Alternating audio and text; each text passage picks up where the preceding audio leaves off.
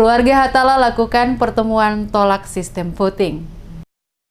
Mata Rumah Parenta Hatala bersama dengan seluruh ahli waris dalam pertemuan bersama yang dilakukan pada kediaman rumah keluarga Abdillah Hatala menolak penggunaan sistem voting yang dilakukan oleh perangkat Saniri Negeri Batu Merah dalam menentukan Mata Rumah Parenta. Abdillah Hatala selaku perwakilan dari Mata Rumah Parenta yang termuda didampingi oleh tua-tua adat Mata Rumah Parenta, diantaranya Abu Bakar Hatala, Ali Hatala, Mahmud Hatala, menyampaikan bahwa dari hasil pertemuan yang telah dilakukan bersama para pihak keluarga Hatala menolak secara tegas keputusan Saniri Negeri dengan cara voting dalam menentukan Mata Rumah Parenta. Mereka meminta proses penetapan Mata Rumah Parenta dilakukan menggunakan mekanisme adat yang telah berlangsung dari generasi ke generasi, bukan dengan menggunakan sistem voting, karena hal itu tidak sesuai prinsip-prinsip suatu negeri adat. Pemerintah negeri dan Saniri Negeri didesak untuk segera melaksanakan musyawarah adat secara terbuka dan transparan. Selain itu juga meminta penetapan Mata Rumah Parenta harus berdasarkan fakta sejarah, bukan berdasarkan voting. Keluarga Mata Rumah Hatala meminta dicabutnya hasil keputusan Saniri dan segera mungkin dilakukan rapat musyawarah secara terbuka dalam menentukan Mata Rumah Parenta dan selanjutnya diusulkan ke wali kota untuk mengesahkan dan melantik Raja Batu Merah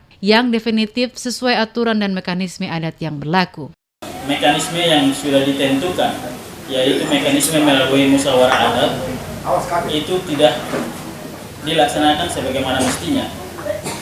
Terakhir dilaksanakan pada saat musyawarah adat atau musyawarah besar itu ke-7 pada tanggal 18 Oktober tahun 2019. Di situ dipaparkan mekanismenya itu seharusnya menurut kami itu dipaparkan atau dibahas data-data atau fakta-fakta sejarah terkait dengan Mata Rumah Parenta yang ada di negeri Batu Merah.